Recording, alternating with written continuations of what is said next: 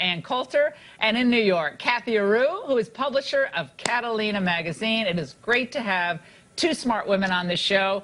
All right, Cathy, have at the angle, have at me. I'm sure you disagree with some of the things I said. No, not a word. Not a word. Oh, well, I love you anyway. You're awesome. But it wasn't a love fest. You said it's usually a love fest. So this year it wasn't just a love fest. It was beyond the lip service. It was beyond the patting on the back. And Hollywood got real. So they were as real as what's happening outside. So for 90 years, they've left everything that's real, everything that's uncomfortable on the outside of the theater. And this year they brought it in. And if a little bit of America was uncomfortable, so be it. That's the way movements start. That's the way they continue, and that's how things change. I consider it progress, and good for Hollywood. They got real. It's the all-time low in viewership for the Oscars. Award shows are low. Do we watch films and Oscars for them to opine on politics? I mean, I'm not saying some of the really smart people out there, but I think most people just want to release from the nasty left-right, which, look, I'm sure we're part of it, but I think people want entertainment to escape some of it at least. And I think when these actors and celebrities just marinate themselves in politics, I mean, you can watch us, you can watch other networks for that. And I know you were glued to your television set last night. I have to say, I didn't watch 1 millisecond of the Oscars. I had a kid with the flu and went to bed early, but go ahead. Fantastic. We have the perfect panel to discuss the Oscars because I didn't even know they were on and didn't watch them. However, I did have a friend from the industry calling in like every half an hour to give me the political updates, and I did look up a few videos later, so I do... I am an expert now. And one thing that was funny about it is, I mean, this was supposed to be the big Me Too Oscars, but it very quickly went off the rails. And, all these women who've been raped and pawed and had their careers destroyed, like Mira Sorvino. I mean, she's a real hero who should have been celebrated. No, that was pushed aside so we can talk about transgenders and illegals and immigrants. And intersectionality. We got intersectionality in there. And as for your opening statement, no, you're giving most celebrities, I think, really fantastic advice, and they can take it from people like us. I had an actor sort of making fun of me once, very famous actor whom I won't name, and, sneering at me because people come up to me on the street and, say mean things to me. And I said, yeah, everybody says nice things to you. They're talking about your character. At least when people love me, it's really me they love. But, you and I, and I guess all three of us, I'm sorry, I don't know you, Cathy, but you're in politics. If you're in politics, you're going to have half the country hate you. There's nothing you can do about it. But if you're a skier, like someone I used to love, Lindsey Vonn, I was so happy when she lost, or, these actors and actresses, you can have the whole world love you. Wouldn't that be great? Yes, but why do you bother leaping out and taking a political position, ticking off half of the country? But it's admirable. They're choosing to do so, which is admirable. They're no longer just giving, like I said, the lip service. We can't criticize them anymore for just hiding behind their characters. They're showing we are intelligent. We're not just these bimbos we play. We're not these characters we play. We are intelligent women. We could be cinematographers. We could be directors. Look at all these roles. Look at what we can do. And they had the women stand up, and they did explain each role that women played behind the cameras that, I mean, most Americans aren't aware of. I think we're just aware of it.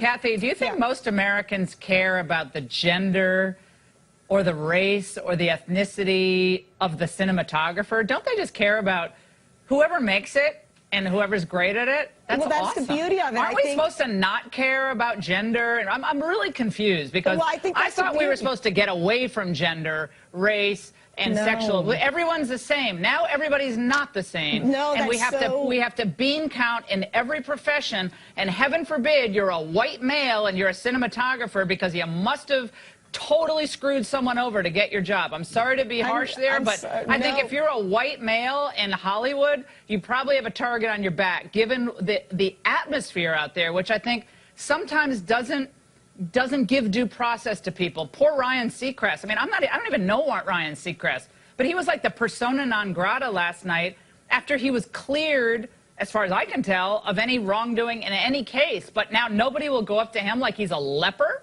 Like, what's that all about? But that's how movements start. I mean, the other Oscars were so 89 Oscars ago. I mean, this is the 90th. This is a new time. The next 90 years, we are going to care more about genders. We are going to care about these things. That's the whole point. This is a turning point. Wait a second. So we have to care. They're telling us we have to care. We have to care. Okay, well, Gary, hold on one second, guys. I want to play one soundbite that's really, I think, really positive. Gary Oldham, who won for, of course, The Darkest Hour, playing Churchill. This is what he said when he won the award. I owe this and so much more to so many. I've lived in America for the longest time, and I am deeply grateful to her for the loves and the friendships I have made and the many wonderful gifts it has given me. My home, my livelihood, my family, and now Oscar. And he was, Drudge had this big thing up all day that he was trashed on social media. I mean, look, social media, but he was trashed because, I guess, of, again, past allegations against him, where you see all these people sitting in the audience last night who knew Harvey Weinstein was an abuser, who knew he had been accused of rape, and they're sitting there and like, oh, because they have a ribbon on or because they gave a speech, suddenly the 2 to 3 decades that Harvey Weinstein was destroying people's lives is all somehow washed away. No, I don't want to move on from this point that this is the year of Me Too. I mean, a lot of very important people. And some were heroes like Brad Pitt, who stood up to Weinstein on behalf of Gwyneth Paltrow. And again, Mira Sorvino had her career destroyed. It's very strange that they just go off into all the politically correct stuff. I thought that was a lovely acceptance speech, and I'd like to contrast it with Guillermo del Toro's, who talked about how we have to have a borderless world, and I'm from Mexico, but there is no border. Well, except the important point is he didn't mention that the reason he didn't go back to Mexico for 15 years was that his father was kidnapped and held for ransom for several years until he got someone to provide $1 million. So he better hope that wall gets built. He won't go back to Mexico now, moved his whole family here.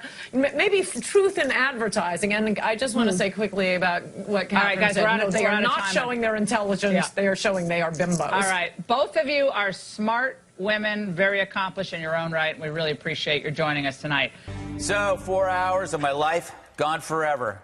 Watch the Oscars. I did it for you. Granted, I did fall asleep for 1 hour. Oh, did I drool. But still, that's 3 hours of my life down the toilet. Now, we could just focus on the political statements made, but we get that stuff. Instead, why do people like me who really, really love movies really hate the Oscars?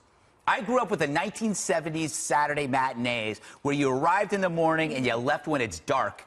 Planet of the Apes, The Neptune Factor, Willard, or disaster epics like Earthquake, Poseidon Adventure, Towering Inferno. Movies were the escape for a kid in suburbia when there wasn't much else but cement playgrounds littered with pull-tab beer cans. Remember those? Those were great. Cut myself a lot. But times have changed. Now we're being informed, not entertained. The Oscars now ignore the escape, bowing to pressures of groupthink as virtue signaling Trump's shared human experience. Movies were once about entertaining us, yet the Oscars recast art as a conduit for the new religion of identity. None other than President Trump called Get Out the best first 3 quarters of a movie this year. We don't make films like Call Me By Your Name for money. We make them to upset Mike Pence.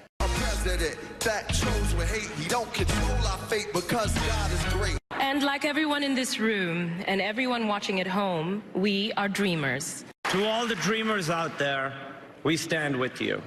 Well, thank you. Why were the Oscars on TV to begin with? To see the stars. Now it's an off-site retreat for a troubled industry, something you might accidentally walk into at a hotel reception hall.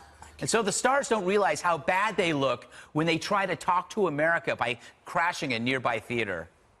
We brought you some goodies. You are live on the Oscars right now. In fact, you see that audience? There's Meryl Streep.